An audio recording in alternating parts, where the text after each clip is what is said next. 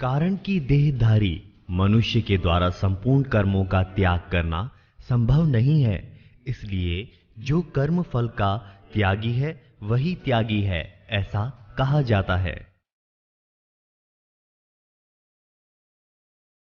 कोई भी देहधारी मनुष्य कर्मों को स्वरूप से त्याग ही नहीं सकता।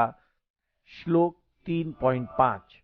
कर्मों को आरंभ किए बिना निष्कर्मता भी प्राप्त नहीं होती है। कर्म फल के त्याग का तात्पर्य है कर्म फल की इच्छा का त्याग, कारण कि कर्म फल का त्याग हो ही नहीं सकता। जैसे शरीर कर्म फल है, उसका त्याग कैसे होगा? खेती करने पर अन्न का त्याग कैसे होगा? गीता में फलेच्छा के त्याग को ही त्याग कहा है।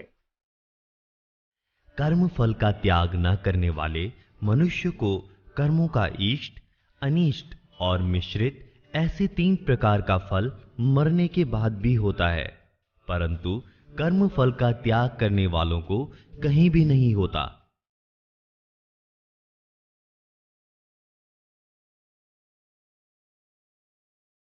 जिस परिस्थिति को मनुष्य चाहता है वो इष्ट कर्म फल है, और जिसको नहीं चाहता है वो अनिष्ट कर्म फल है। और जिस परिस्थिति में कुछ भाग इष्ट हो तथा कुछ भाग अनिष्ट हो वो मिश्रित कर्म फल है।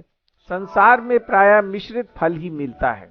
धन होने से जीवन निर्वाह होता है, ये अनुकूलता है, और टैक्स लगता है, ये प्रतिकूलता है। अतः कोई भी परिस्थिति हो वो सर्वथा अनुकूल या प्रतिकूल होती ही नहीं है। वास्तव में कर्मों का फल मिश्रित ही होता है, क्योंकि कोई भी कर्म सर्वथा निर्दोष नहीं होता। कर्म फल अनुकूल और प्रतिकूल परिस्थिति के रूप में आते रहते हैं, जिससे मनुष्य सुखी दुखी होता रहता है।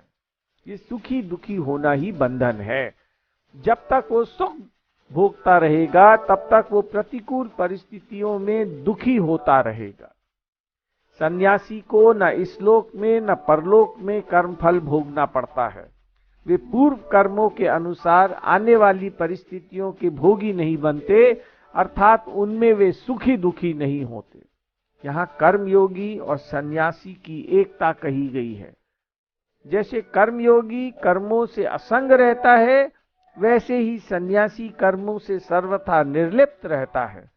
कर्मयोगी फल की कामना और ममता का त्याग करता है, तो सांख्य योगी कर्तृत्वाभिमान अर्थात अहमता का त्याग करता है। इसमें कर्मों की सिद्धि में अधिष्ठान तथा कर्ता और अनेक प्रकार के कारण एवं विविध प्रकार की अलग अलग चेष्टाएं और वैसे ही 5वां कारण दैव संस्कार है। अधिष्ठान शरीर और जिस देश में ये शरीर स्थित है, दोनों ही अधिष्ठान हैं। कर्ता संपूर्ण क्रियाएं प्रकृति के द्वारा ही हो रही हैं। उन क्रियाओं को अपनी मानकर जीव कर्ता बन जाता है और कर्मों की सिद्धि में हेतु मानने लगता है। करण 5 कर्मेंद्रियां, 5 ज्ञानेंद्रियां, मन, बुद्धि और अहंकार, ये 13 करण कहे गए हैं।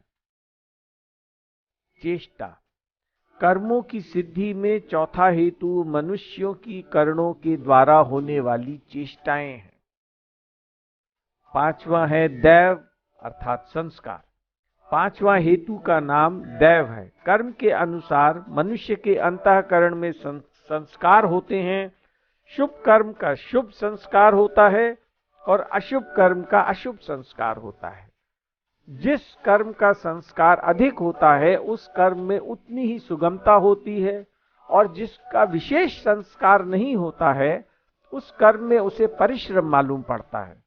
इसी प्रकार पढ़ना, सुनना, विचार करना आदि भी मनुष्य अपने संस्कारों के अनुसार ही करता है।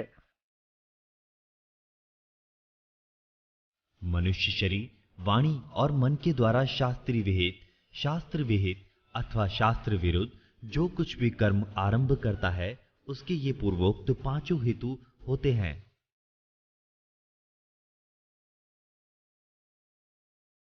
मनुष्य शरीर, वाणी और मन से जो भी कर्म आरंभ करता है, चाहे वो शास्त्र विहित हो या शास्त्र विरुद्ध, उसमें उपर्युक्त 5 हेतु ही होते हैं।